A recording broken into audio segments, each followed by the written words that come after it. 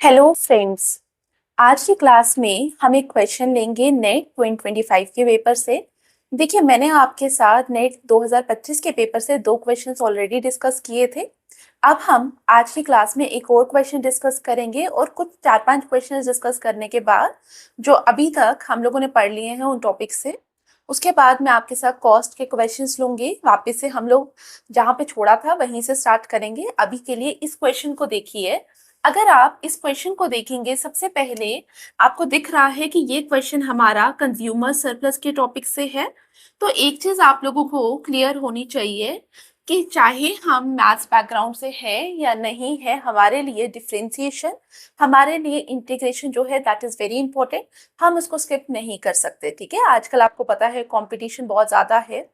और स्पेशली अगर आप जेआरएफ का रिजल्ट देखेंगे तो वहां पे अगर आप लोगों को भी जेआरएफ स्कोर करना है तो इट्स इम्पोर्टेंट कि हम कुछ प्रोमिनेंट एरियाज जो हैं उसको स्किप नहीं करें। तो इसके लिए हम कंज्यूमर सरप्लस, हम प्रोड्यूसर सरप्लस, इसको स्किप नहीं कर सकते। लेग्रेंजियन मल्टीप्लायर का जो मेथड मैंने आपको बताया था मैथ्स के अंदर, उसको स्किप नहीं कर सकते। इनफैक्ट 2025 में कंज्यूमर सरप्लस के अलावा एक और मैथमेटिकल क्वेश्चन जो मैं कल आपके साथ डिस्कस करूंगी, that is based on the Lagrangian method. मैंने आपको पहले भी पढ़ाया है यूटिलिटी से, तो मैं उसको भी आपके साथ डिस्कस करूंगी। तो ये चीजें आपको स्किप नहीं करनी। अब कंज्यूमर सरप्लस में मैंने आपको बोला ना ही आप डिफरेंशिएशन स्किप करोगे ना ही आप इंटीग्रेशन स्किप करोगे। इसका मतलब ये नहीं है कि आप डिफरेंशिएशन और इंटीग्रेशन को सिर्फ ऊपर ऊपर से पढ़ेंगे। देखिए, फॉर्मूलाज आर इम्पॉर्टेंट। हर चीज जब भी हम पढ़ेंगे डिफरेंशिएशन में, इंटीग्रेशन में, तो फॉर्मूलाज आर रिक्वायर्ड। बट यहाँ पे कुछ चीजों में आपको प्रैक्टिस भी करनी पड़ेगी। जैसे अगर आप इस क्वेश्चन को देखेंगे तो अगर मैं इस डिमांड फंक्शन को देखूं तो डिमांड फंक्शन मुझे किसके फॉर्म में दिख रहा है? Integral of f of x d x which is equal to integral of 9 minus x की पावर 1/2 dx, इस तरीके से दिख रहा है। और यहाँ पे मैं आपकी तरह डायरेक्ट फॉर्मूला लगा सकती हूँ x की पावर n का, इंटेग्रल ऑफ x की पावर n का। और n is not equal to -1, clearly n is not equal to -1। तो मैं अगर आपकी जगह एग्जाम में बैठूं तो मैं भी इस तरीके से फॉर्मूला अप्लाई करती। लेकिन अगर मैं डायरेक्ट इस फॉर्मूला को अप्लाई करूंगी तो मेरा आंसर नहीं आने वाला। तो यहाँ पे हमें एक और मेथड को देखना पड़ेगा। देखो, formula remains the same, but हमारे पास जब x की जगह कोई और टर्म दी हो, जैसे 9 minus x raise to power 1/2, तो हम लोग यहाँ पे क्या करते हैं? हम इंटीग्रेशन करते हैं बाय सब्सटीट्यूशन। कैसे करते हैं? Integration by substitution. तो इसका मतलब जब हम इंटीग्रेशन को पढ़ेंगे तो हमें इंटीग्रेशन बाय सब्स्टिट्यूशन को भी पढ़ना है, क्योंकि एग्जाम के अंदर 2025 वाले पेपर में ही मैंने आपको बता दिया कि ये टेक्निक यूज हुई है। तो इट्स इम्पोर्टेंट फॉर अस कि हम भी इसको यूज करें, हम भी इसको प्रिपेयर करके जाए। तो इंटीग्रेशन में आपको फॉर्मूलाज पे फोकस करना है, इंटीग्रेशन बाय सब्स्टिट्यूशन पे फोकस करना है। दूसरी चीज, जब हम डिफरेंशिएशन पे बात कर रहे हैं तो डिफरेंशिएशन में हमें मेजर फॉर्मूलाज याद करने हैं, प्रोडक्ट रूल याद करना है, हमें चेन रूल पे भी फोकस करना है। और इसके अलावा अगर आपको कोई पीवाईक्यू में कोई और टेक्निक यूज होती हुई दिखाई देती है तो हम उसको भी करेंगे। अब आप में से काफी लोगों के दिमाग में आ रहा होगा कि पहले तो इंटीग्रेशन हमसे नहीं हो रही, तो इंटीग्रेशन बाय सब्स्टिट्यूशन हम किस तरीके से करेंगे? देखिए, इंटीग्रेशन बाय सब्स्टिट्यूशन मैं आज की क्लास में आपको इंटीग्रेशन बाय सब्स्टिट्यूशन यूज करना सिखाऊंगी। इसके अलावा आपको क्या करना है? कहीं पे भी यूट्यूब में जाकर किसी रिसोर्स को चेक कर सकते हैं। तो यूट्यूब में काफी सारे रिसोर्सेज दिए होते हैं, आप उसको देख सकते हैं कि किस तरीके से बेसिक रूल्स इंटीग्रेशन के अप्लाई होंगे, किस तरीके से इंटीग्रेशन बाय सब्स्टिट्यूशन की मेथडोलॉजी हम यूज करेंगे। इसके अलावा चेन रूल आप देख सकते हैं। नहीं समझ आ रहा, आपको बुक से पढ़ने की आदत है, तो क्लास 11-12 की आर डी शर्मा है, उसमें आपको दिया हुआ है इंटीग्रेशन बाय सब्स्टिट्यूशन, क्लास 12 की बुक है, तो वहां पे आप देख सकते हैं। नहीं तो किसी फ्रेंड की हेल्प ले सकते हैं। लेकिन it's important, it's not like कि आप स्किप करके जा सकते हैं। मैंने आपको बताया कि कंज्यूमर सरप्लस पुराने पेपर्स में भी आया है, 2025 में भी आया है। कंज्यूमर सरप्लस नहीं पूछेंगे, प्रोड्यूसर सरप्लस पूछ लेंगे, but the technique remains the same. Clear? तो स्टार्ट करते हैं। सबसे पहले हमें कंज्यूमर सरप्लस का फॉर्मूला पता होना चाहिए। देखिए, कंज्यूमर सरप्लस के अगर फॉर्मूला के बारे में मैं बात करूं तो मुझे पता है this is the formula for consumer surplus.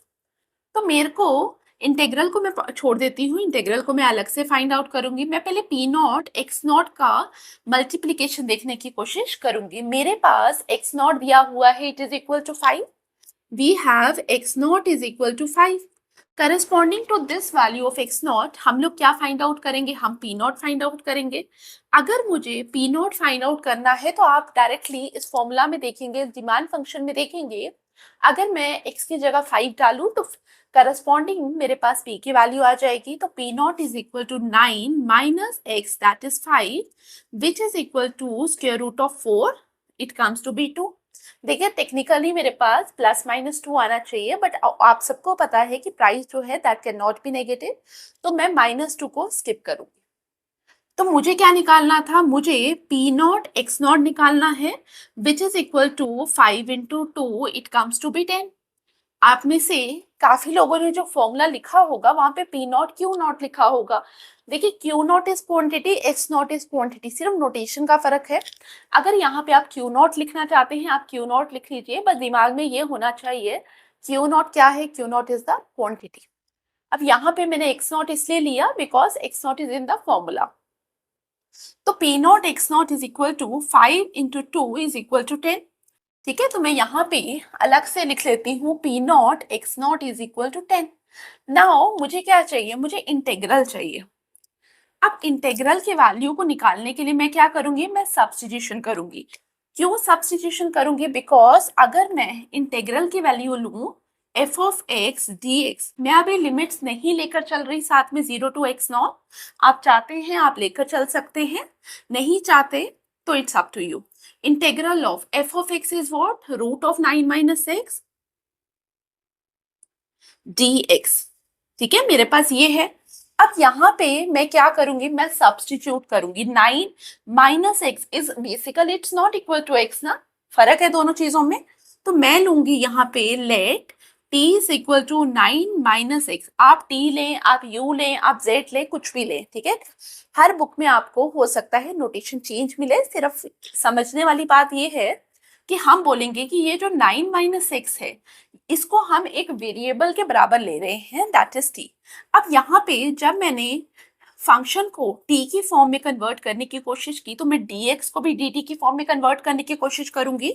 This implies dt is equal to d 9 minus x.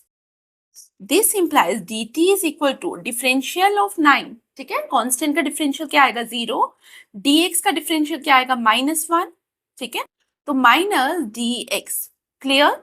तो इसका मतलब dx की जगह मैं क्या डालूंगी, माइनस dt, dx की जगह माइनस dt, ये वैल्यू मैं यहाँ पे लिखूंगी।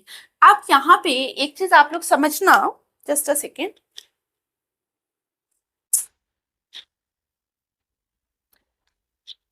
लेट इट बी, ठीक है। हाँ, अब यहाँ पे एक चीज आप लोग समझना, ठीक है, मैं यहाँ पे अलग से आपको समझाने की कोशिश कर रही हूँ।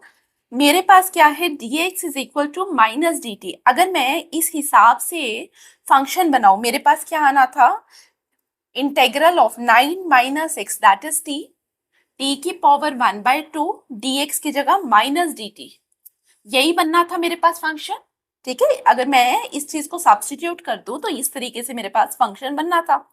x की पावर n का अगर मैं फॉर्मूला लगाऊं तो मेरे पास क्या आना था, t की पावर 3/2 डिवाइडेड बाय 3/2, ठीक है, which is equal to -2/3 t की पावर 3/2। इस तरीके से मेरे पास आना था, ठीक है। अगर मैं इसको और सिंप्लीफाई करती तो मेरे पास क्या आना है, मेरे पास ये आता it is equal to -2/3, t is what, t is equal to 9 minus x, तो 9 माइनस एक्स की पावर 3/2 ये आना था मेरे पास। अब मैं लिमिट भी ले लेती हूँ 0 से 5, ठीक है। लेकिन अगर आप इंटीग्रेशन बाय सब्स्टिट्यूशन की जगह डायरेक्ट इंटीग्रेशन लगाते तो मेरे पास क्या आता, अब देखना डिफरेंस यहाँ पे, मेरे पास क्या आता, इंटीग्रल ऑफ 9 माइनस एक्स की power 1/2 which comes to be 9 minus x की power 3/2 divided by 3/2, it comes to be 2/3 9 minus x की पावर 3/2। आप लोग डिफरेंस देख पा रहे हैं? डिफरेंस क्या था, ये माइनस ही नहीं आता मेरे पास, ठीक है। तो माइनस यहाँ पे नहीं आया तो वैल्यू गलत है। तो इसीलिए मैंने आपको बताया कि आप दोनों टेक्निक्स में से अगर सही टेक्निक को अप्लाई नहीं करते तो मेरे पास वैल्यू क्या आ जाती, मेरे पास गलत वैल्यू आती। आई होप आपको यहाँ तक समझ आया। तो अब यहाँ पे मेरे पास क्या आएगा, लिमिट्स लगानी है मुझे। It comes to be -2/3, 9 - 5, 3/2 -9 -0, 3/2। पहले मैंने अपर लिमिट डाली 5, फिर मैंने लोअर लिमिट डाली। It comes to be -2/3, 9 - 5 is 4, 3/2 -9, 3/2। अब मैं इसको सिंप्लीफाई करने की कोशिश करूंगी, ठीक है। मुझे बेसिकली क्या करना है, 2 को कैंसिल करना है, तो 2 का स्क्वायर ले लेंगे हम यहाँ पे। लाइकवाइज मुझे यहाँ पे भी 2 को कैंसिल करना है, तो 3 का square 3/2, so that I can simplify it. -2/3, 2 to the 4, 4 to the 8, -3 9 the 27. It comes to be -2/3,